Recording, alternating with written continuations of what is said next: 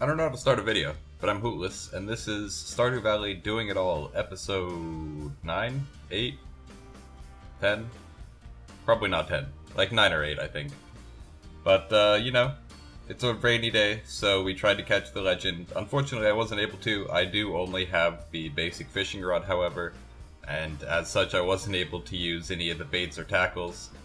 So hopefully, by the next rainy day, I will have an iridium fishing rod. That's what it is, yes. And also the baits, the tackles, and that should make catching the legend a lot easier. It does mean that we have to get another day of rain in the last 8 days of spring, but, hopefully one will show up, and then we'll be able to catch the legend, maybe. We do have to get a lot of money first for that to happen. Just the fishing rod alone is 7,500 gold, and then, the bobbers are like 500 a piece, and bait isn't as important. Plus, if we run out of trout soups and still don't have level 10 fishing by the time it's rainy again, then we are going to have minor issues there. On the upside, because I'm starting to run out of things to do on the not rainy days throughout the rest of this episode, I start going into the mines, and I use that trident thing that I fished up a while back, and that helps a little bit because it's so much stronger than the sword you normally have at the beginning. So even though it's just a dagger, it does help a bit. I don't know how long it'll take us to get to floor 100 of the mines. I mean, I doubt it'll take us beyond the end of summer. We can probably manage it before then. But other than that, things are going pretty well. I believe I've gotten almost everything out of the way for things that are specific to spring. The only thing I have to do is catch an eel. And even if I don't catch one, I think you can catch it in other seasons. But I don't remember which other seasons it shows up in. For the most part, though, everything has been taken care of, except for optional things like, you can get an apricot during spring, but because it's the first spring, I didn't really have the opportunity to grow an entire fruit tree just to get one fruit from it. So, everything that's an optional thing, I haven't really done, but things that are non-optional I have done, which is good because it means that we can go into summer continuing to not worry about things for the most part. The only thing that I have to do before spring ends is I have to go to the flower festival with enough money to buy the rare crow there. I think it costs 2,500 gold.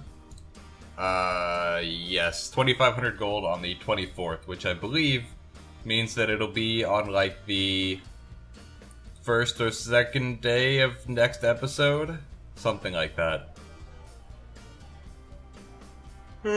Excuse me.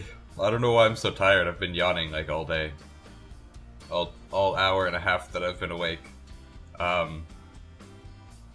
Yeah, lost my train of thought now.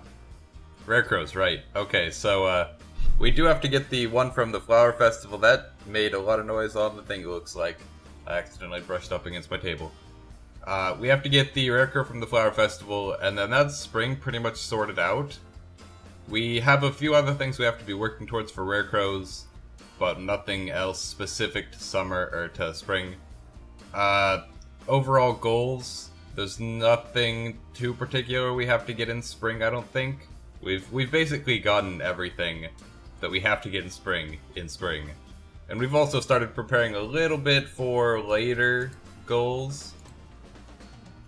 So there's no star drop specific to spring, I believe. Let me double check that. Other than other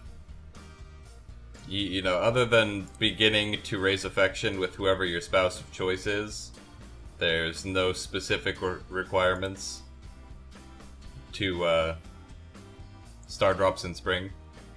You can get to floor 100 in the mines in the first spring, which I'm starting to work on, but I don't think I'm going to make it. I can only make 5 to 10 levels of progress per day, that's the word. And unfortunately, watering all of these crops really kills my energy. As you can see, my energy bar just completely drained from watering this relatively small amount of crops. So I can't do the mines too much. So instead I fish a little bit. But let's see. There's a star drop in fall. There's another star drop in fall, kind of. Yeah, because there's the Stardew Valley Fair star drop and the Secret Woods star drop, which is also in fall because you have to grow the Sweet Gemberry in fall. Catching all the fish, we've done what we can. We just have to catch the legend, and we have to catch an eel before spring ends. Well, we've already caught an eel. We just need another one to donate to the community center. But we just have to catch the legend to finish the spring part of that. Buying from Krobus in the sewers, we're on our way towards, sort of. We've donated as many items as we've been able to find.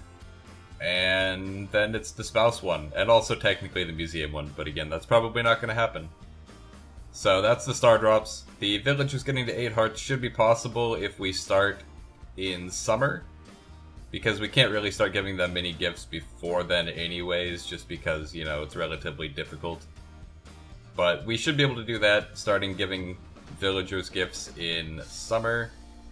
And other than that, it's just 1 million earned and the community center, both of which should be possible if we can get a red cabbage. But we're coming up on the end of the video here.